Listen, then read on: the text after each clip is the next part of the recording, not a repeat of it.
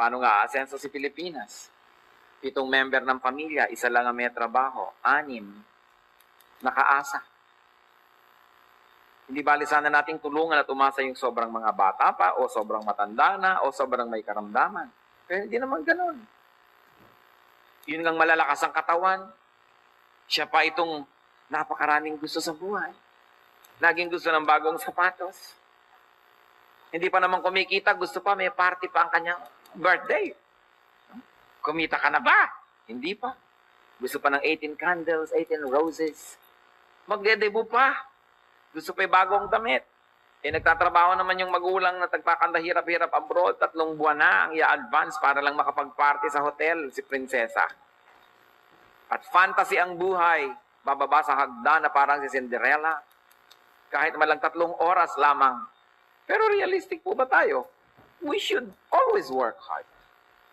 Hindi yung ipinangungutang pati party. Handaan lang, ipangungutang pa. Paano aasenso? Paano tayo makakalutang sa kahirapan?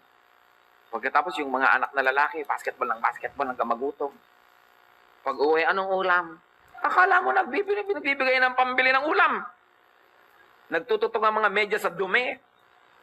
Hindi naman yun na maglalaba. Yung mga kapatid na babae na naman na maglalaba. Ang lalaki ng mga elepante, walang silbi. Tapos sinotolerate na maraming magulang. Tuwang-tuwa pa.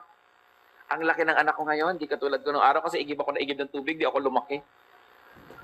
Mabuti pa sila ang lalaki. Pero ang lalaki nga kung wala namang silbi. So, importante tinuturuan natin ng sipag.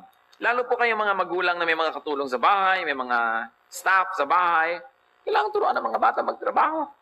Kasi pagka hindi sila marunong, munting mga dinadala sa buhay, lubhang nabibigatan na kasi hindi mga nasanay.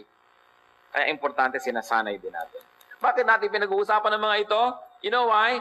Because God wants us all to have a peaceful and enjoyable life.